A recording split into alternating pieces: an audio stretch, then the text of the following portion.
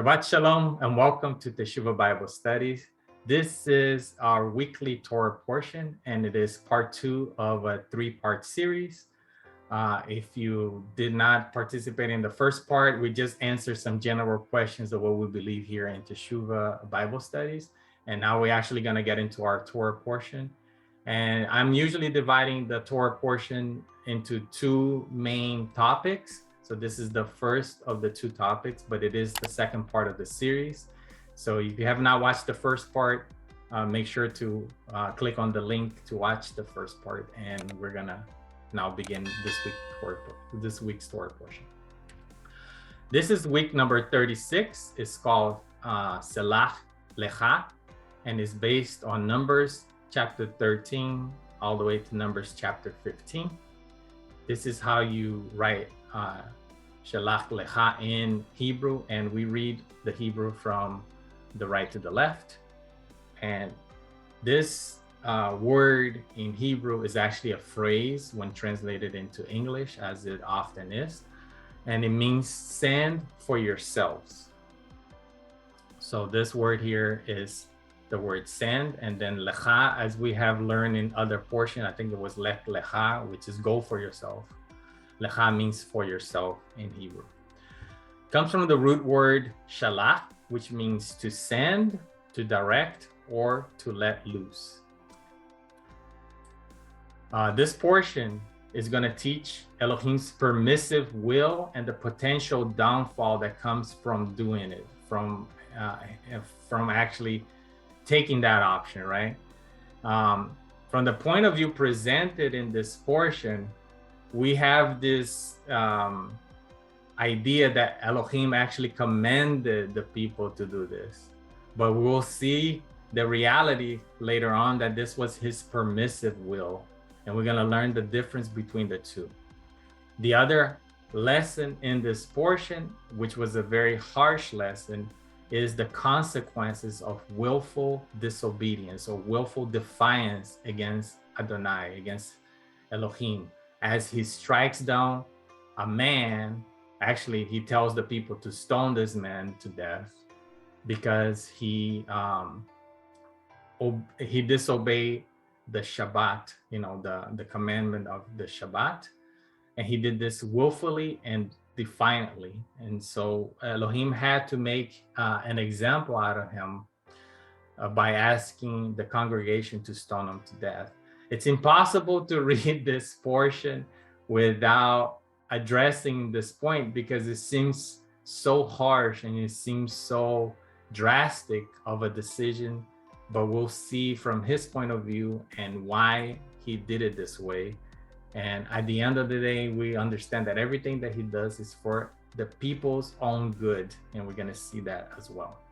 The key verse that I took out from this portion to begin the study is Numbers 13 verse 3, which says, "So at the Lord's command, Moses sent them out to the desert of Paran. All of them were leaders of the Israelites."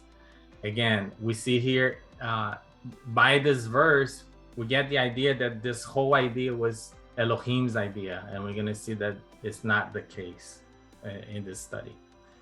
The 2 lessons that I'm going to address in this portion are the 2 that I just actually spoke about, which is Elohim's perfect will versus his permissive will, and the consequences of willful disobedience to Adonai, to Elohim. All right, so let's begin on the first one. I always take out a Bible verse in Hebrew to begin the Bible study. And this one, I selected verses 1 and 2 in Numbers, which is usually the beginning, and we have the name of the portion in those verses. And it says, Elohim said to Moses, "Send some men to explore the land of Canaan, which I am giving to the Israelites. For each ancestral tribe, send one of its leaders." So again, in English, we see this, it seems like it was Elohim's command and his idea to do this expedition, to send out this group of men, which in a lot of translations even says that they send out spies, which is not the word that is used in Hebrew at all. So it's a subtle difference, but this is one of the many examples that knowing the original language helps us better understand the context of what's going on. The translation says that Adonai spoke to them and said, "Son, send some men to explore the land of Canaan." And most people, rightfully so, think that this is Elohim's idea. We think, hey, he's the one that's sending us, so this is his idea. But in Hebrew, we see a very different idea being shown here. And it's actually later confirmed in a verse in Deuteronomy that this was not Elohim's idea, right?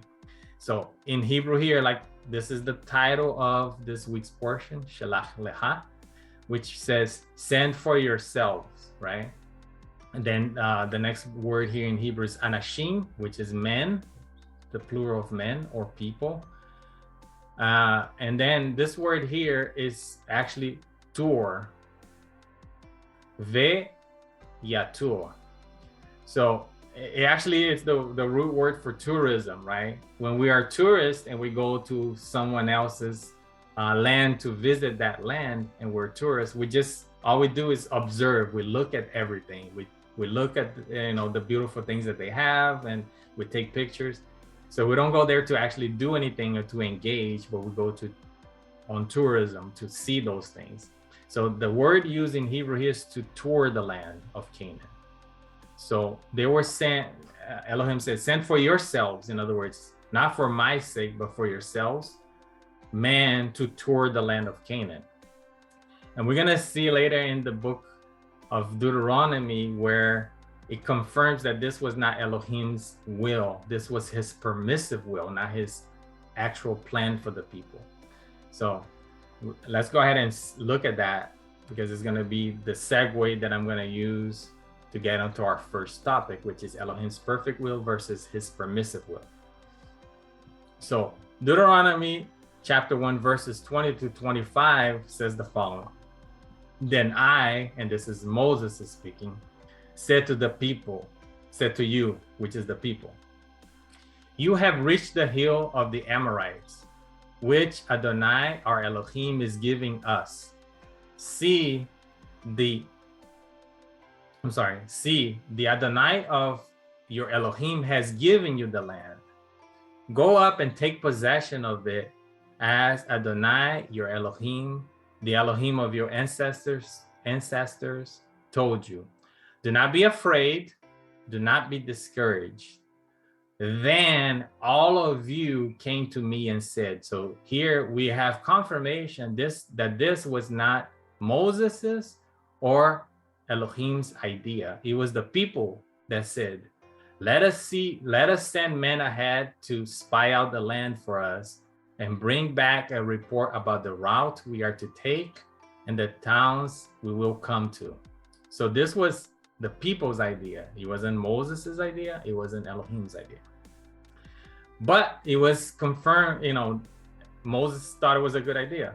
So he said, the idea seemed good to me. So I selected 12 of you, one man from each tribe. They left and went up into the hill country and came to the valley of Eshcol and explored it.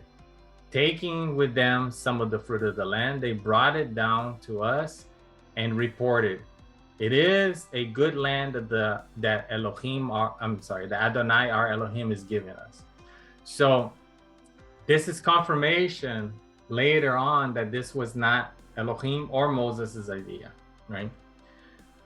I know that this passage here in Deuteronomy is not even part of this week's portion, but it's talking about the same topic, and these verses are very telling. So let's break it down and see why these ideas are so deceptive.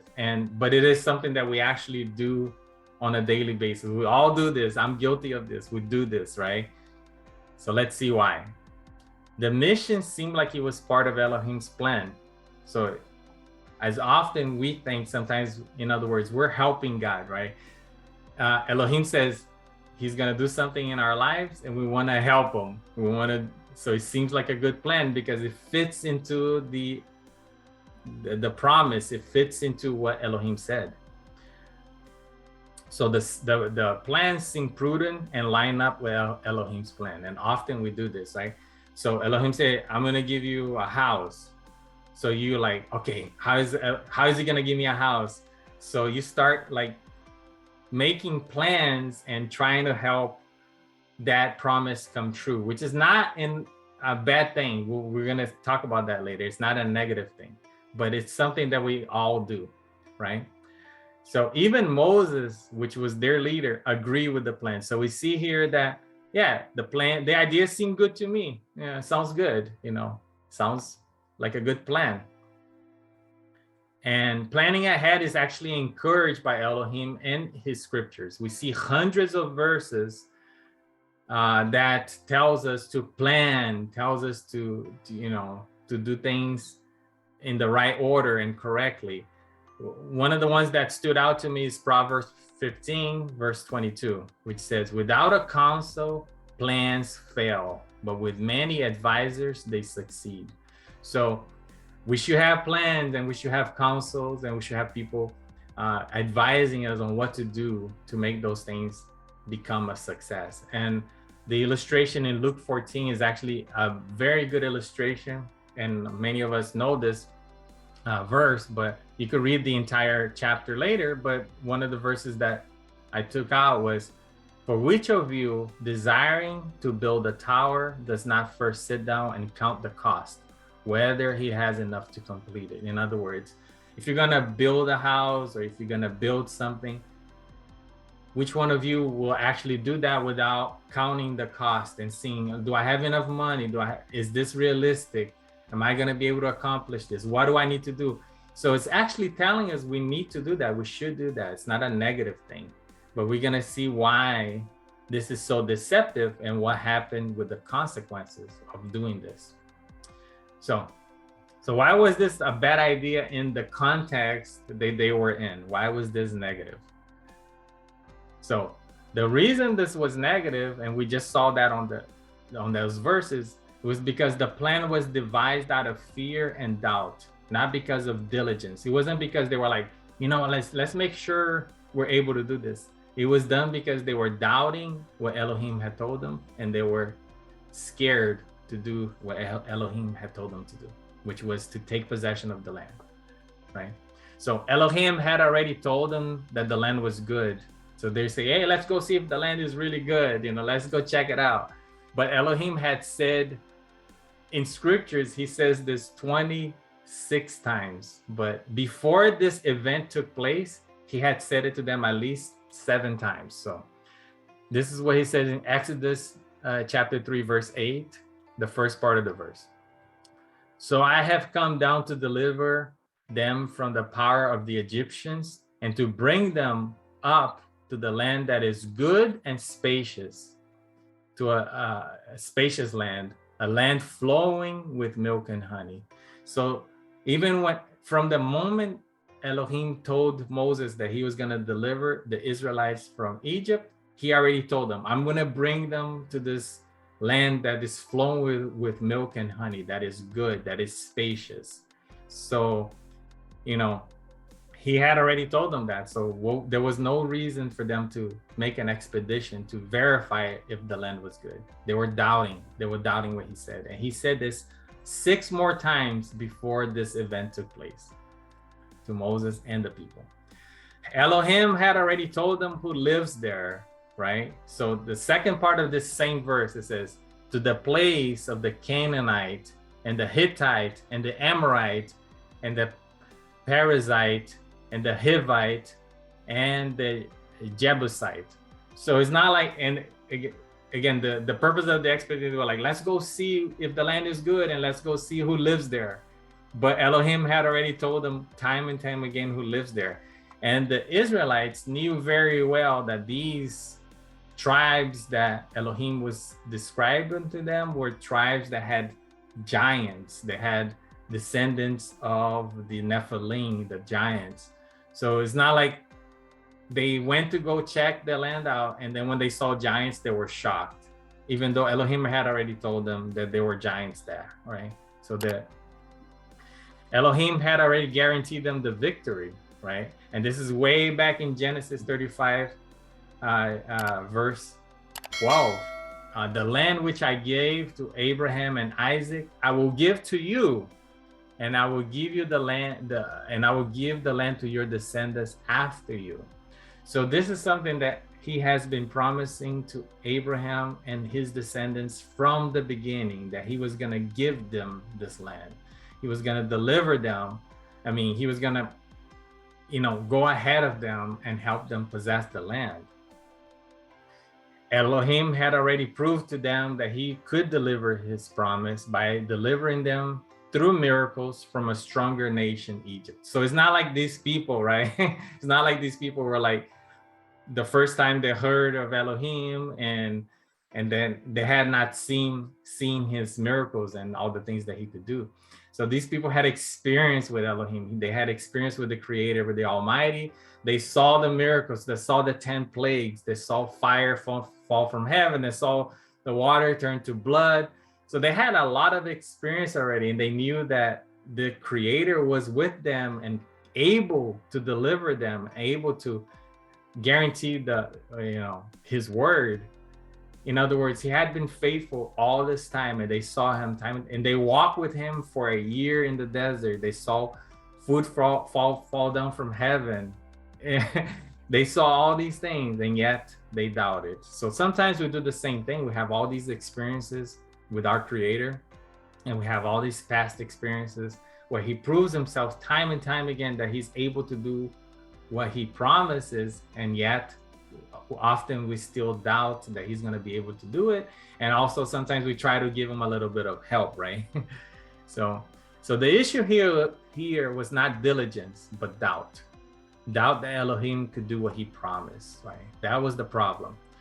We often do the same thing when we receive a promise from Elohim, and sometimes it takes longer than we're expecting, or it's not going the way we expect, and we start to doubt, and we want to try to help him to accomplish that by doing our own thing. And because he gives us free will, he permits it. That's why I said this is his permissive will. He will permit us to do these things because we have free will, but that's not his perfect will, which is the best thing for us. So I put here at the end, right? Fear not, we're in good company. Even Abraham and Sarah, which are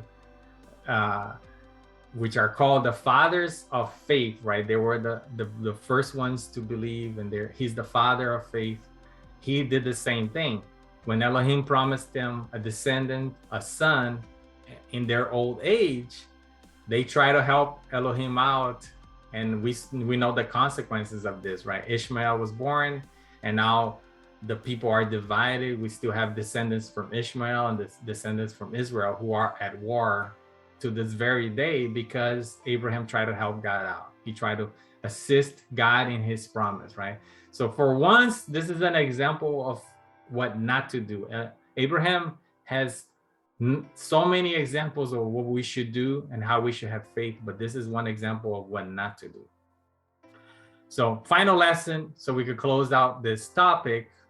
It's not that we should not plan. Elohim wants us to plan. Elohim encourages us to plan. It's not that we shouldn't exercise our free will. He actually encourages us to exercise our free will. He wants us to exercise our free will. He wants us to participate in the blessing, right?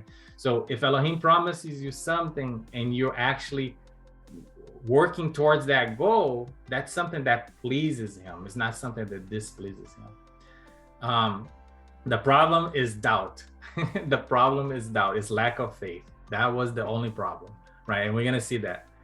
So even after Elohim permitted the people to actively participate in his plan, which is something he desires, he wants us to work with him, right? He could have just gave them the land, but no, he told them to take possession of the land. In other words, do your part, work with me. I'm going to deliver you, but you have to do your part. So he actually wants that, right? So when he allowed the people to send people out for themselves, what was the actual sin? Like I said, doubt. And let's see that in the actual scriptures, in the actual verses. This is all in Numbers chapter 13, by the way. So this expedition, right? I put expedition in quotes, got the green light from Elohim. So in verses 1 and 2, we see that he approved this. He said, yes, go ahead and send people for yourselves to do this, right?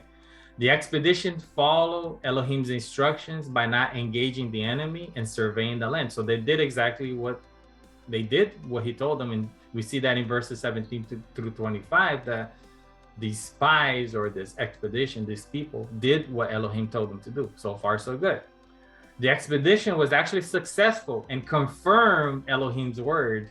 So the purpose of the expedition was to see if the land was good and who lived there. And it confirmed what Elohim said, which means it should have given them more faith, not less, right? So we went out into the land to which you sent us, and it does flow with milk and honey, and here's the fruit. So not only did they see that it's what Elohim said is true, they brought evidence, they brought fruit.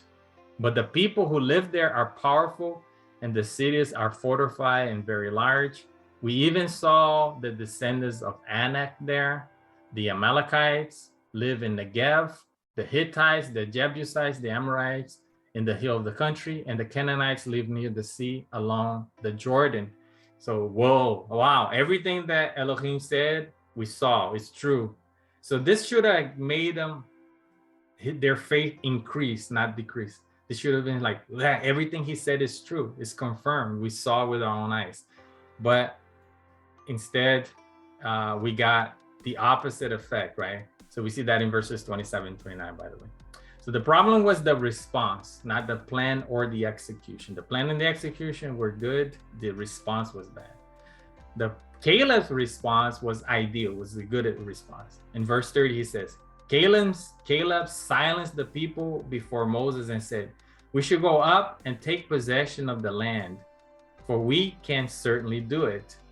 So Caleb, which is a very interesting name in Hebrew, Caleb. Caleb is actually the word for dog in Hebrew. Most people don't know that. So Caleb's name means dog, right? But why dog? Why Caleb, right? Caleb, it's also made up of two words, kol and lev. Kol means with all, like all, and lev means heart. So his name actually means all heart. He follows Elohim with all his heart. And the reason that name was given to the dog, when Adam was naming the animals, he saw this animal who was like very loving, very affectionate, very loyal. So he called the dog all heart. So, you know, it's not a negative thing. You know, like when we say, we call somebody a dog, normally we're trying to insult them, but in Hebrew, we're actually giving them, we're praising them. We're saying you're a person with all heart. So it is interesting that the name here also says a lot, right? So his response was correct. His faith increased. He saw that everything Elohim had said was true. So say, we should go up and do this. Let's go. Let's take possession of the land. We're going to be able to do it because Elohim is with us. However, the response from most people, not only then, but also now, is the opposite sometimes. And this was the response they gave. We can't attack those people. They are stronger than we are, because they were looking at their own strength. They were looking at their own size. They stopped looking at the creator, almighty, all-powerful Elohim that delivered them from the Egyptians. And they started looking at their own capabilities, right? And this is verse 31 through 33. So that's something that we often do as well. When we start looking at the opposition, or we start moving forward towards Elohim's promise or plan for our lives, and we start seeing opposition, we start thinking we can't do this. We don't have enough strength. But we cannot do it on our own strength, but we have to rely on his strength to do it. The sin was doubting Elohim's promise, as seen in verse 30 that I just, I seen in verse 31, the one that I just read. And also spreading a bad report, which is gossip, right? So not only did they fear and not want to follow through with the plan because they were afraid, but then they start spreading gossip in verses 32. They start telling everybody, all the other Israelites, all the people in the congregation, oh, the people there are giants. We're not going to succeed. We can't face them. We're not going to win. So that was actually the sin. And that's sometimes the consequence of following Elohim's permissive will. I mean, if we're going to do it and follow his permissive will, we have to do it not forgetting his perfect will, not forgetting the original plan. Otherwise, we may fall and have the same consequences of this. And we know that the result of this doubt was that the entire generation that doubted were not going to enter the promised land. So they stay wandering in the desert for another 38 years until the entire generation that doubted died out in the desert, and they never conquered or entered the promised land. From this entire first generation of people that left Egypt, only Caleb, the dog, the faithful person who followed him with all his heart, and Joshua, which is